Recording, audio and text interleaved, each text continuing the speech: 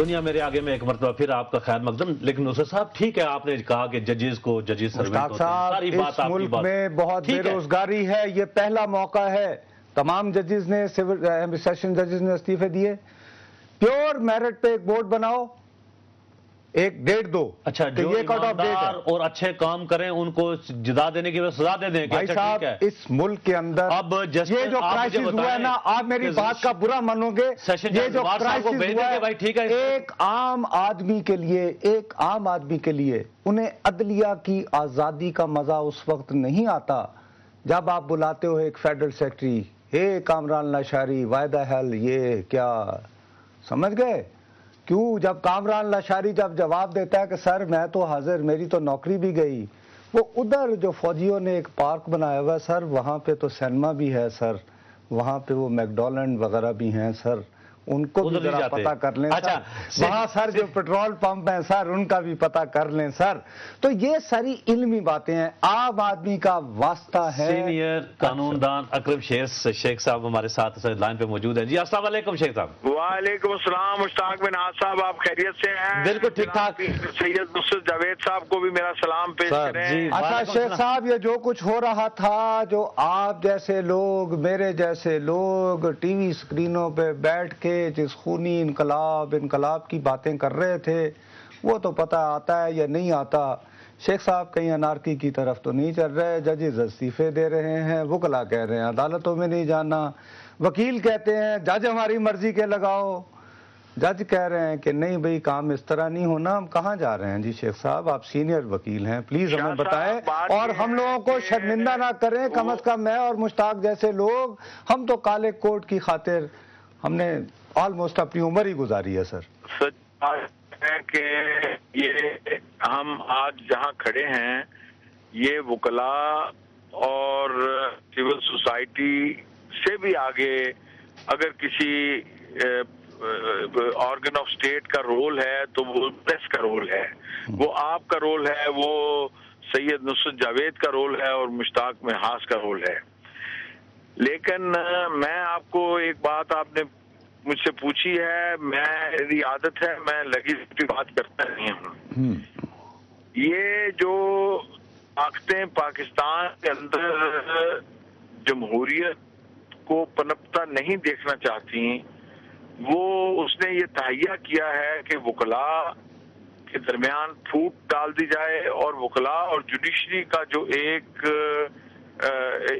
گاڑی کے دو پہیوں کی طرح یہ پاکستان کو کامیابی کی منزل کی طرف.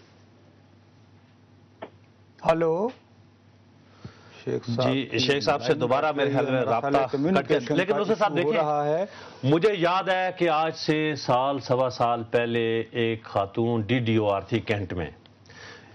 شیخ صاحب کا وہ ہے رابطہ, وہ اب کلیئر ہو گیا ہے بات وہ جو کر رہے تھے. جی سر.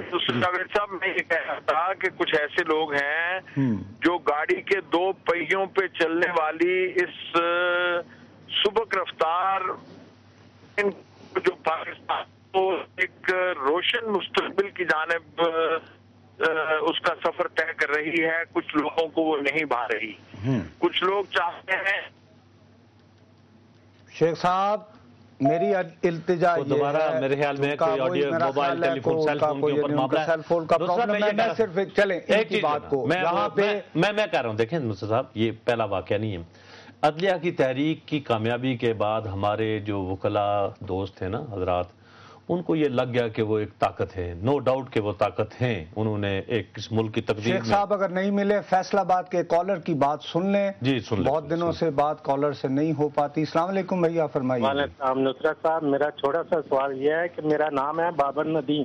جی ہاں جی, میرا صرف ایڈوکیٹوں کے بارے میں سوال ہے کہ یہ جو آج کل یہ ہڑتال کی ہوئی ہے ججوں کے خلاف, اس میں صرف ایک چھوٹا سا میرا سوال یہ ہے کہ سب سے زیادہ کرپٹ تو یہ وکیل خود ہے. ارے نہیں دیکھیں یہ اس طرح نہیں، ایسے نہ کہیں. دیکھیے میرے فیلڈ کے اندر میں صحافی ہوں، لوگوں کو مشورہ دے کے اندر لے کے جاتے. نہیں بابر بھائی ٹھیک ہے، آپ کی بات لیکن آپ یقین مانیں. اچھا دوسرا سوال کر لیں اس طرح کہ میرے پروفیشن میں چاندے کتنے کرپٹ ہیں کہ مجھے شرم آتی ہے. جی اس کا اینڈ یوزر پہ اثر پڑنا ہے، سرمایہ داروں پہ تو کوئی اثر نہیں پڑتا. یہ آپ کی بات بالکل، غریب لوگوں یہ آپ کی بات فرق پڑنا ہے. میں پہلے جی آپ کی بڑی مہربانی. میں مشتاق سے یہی کہہ رہا تھا، دیکھو ایک غریب عورت،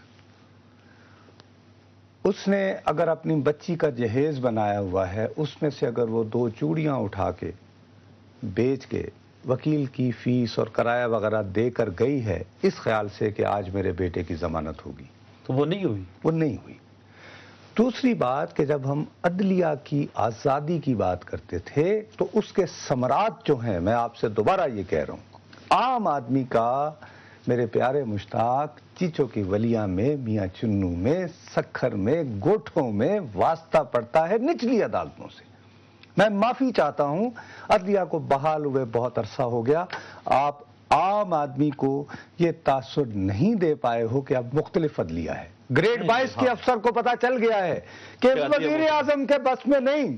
وزیر اعظم یوسف رضا گیلانی 3 سال کی ایکسٹینشن فوج کے چیف کو دے سکتا ہے اور بلے بلے سام سونگ جاتا ہے، لیکن گریڈ 21 کے افسر کو 22 کا نہیں کر سکتا. اتھے عدلیہ کر ادھر کیوں کیتا ہی میری بات سنو موٹا کرتے کہ مسٹر رضا گیلانی یہ کیا ضرورت پڑ گئی تھی. میں ایک بات کر رہا ہوں، ہم لوگوں کی سوئیاں کچھ اور چیزوں پہ اڑی ہوئی ہیں. سچ بولنا چھوڑ دیا ہے، اپنی پسند کا سچ ہر ایک نے سلیکٹیو رکھا ہوا ہے. سلیکٹیو آج اسی کا شاخسانہ، اور یہ صرف ابتدا ہے. اب کل کو پولیس بھی ہڑتال کرے گی. نہیں پولیس ماضی میں لا اینڈ آرڈر نہیں تو وہ اس ہڑتال کا مقابلہ کس نے کیا تھا؟ اس وقت عوامی قوت ساتھ تھی. اب کھر صاحب تھے نہ، کھر صاحب نہیں تھے، لاہور کے عوام ساتھ تھے. انہوں نے کہا وہ کھر ہو یا اکبر ہو یہ نہیں ایشو ہوتا. عوام جب آپ کے ساتھ ہو تو کوئی چاہے ہڑتال پہ چلا جائے. اب ہر ایک سے بات کرو نا. اچھا اکرم شیخ صاحب ہے. جی اکرم شیخ صاحب، جی اکرم شیخ صاحب آپ بات کر رہے تھے کہ کچھ قوتیں ایسی ہیں جو کہ بینچ اور بار ان 2 پہیوں کو نہیں چلنے دیتی. تھوڑا سا نشاندہی کر لیں ہمارے. میں آپ کو عرض کر رہا ہوں، یہ دیکھیں پچھلے 3 ماہ تک جو پیسہ بٹتا رہا ہے، ٹھیک، پچھلے 3 ماہ تک پورے ملک کی بار ایسوسیشنوں میں جو لنگر تقسیم ہوتا رہا ہے، ہمارے وزیر قانون میرے محترم شیخ صاحب، آپ جس پیسے کے شیخ صاحب میرے ہاتھ بندھے ہوئے. ایک شیخ صاحب میری التجا سنیے میرے بھائی. وہ جو پیسہ بٹا ہے بقول آپ کے، جدھر آپ اشارہ کر رہے ہیں، نصرت جاوید اور مشتاق منہاس کو تو اس میں ایک پیسہ نہیں ملا نا. آپ کہہ رہے ہیں کہ آپ کی اپنی برادری جس سے مشرف اپنی وردی سمیت، ساری ایجنسیوں سمیت، ISI IB MI سمیت ڈیوائیڈ نہ کر پایا، وہ ایک بابر عوام کے پیسوں سے بٹ گئی. نہ کریں نا. اگر ایسی کمزور تھی آپ کی برادری تو تھینک یو ویری مچ. پھر ہم دیوانے تھے. نہیں نصرت جاوید صاحب، میں اپنی برادری سے بالکل نہ آپ کو مایوس کر رہا ہوں، نہ میں خود مایوس ہوں.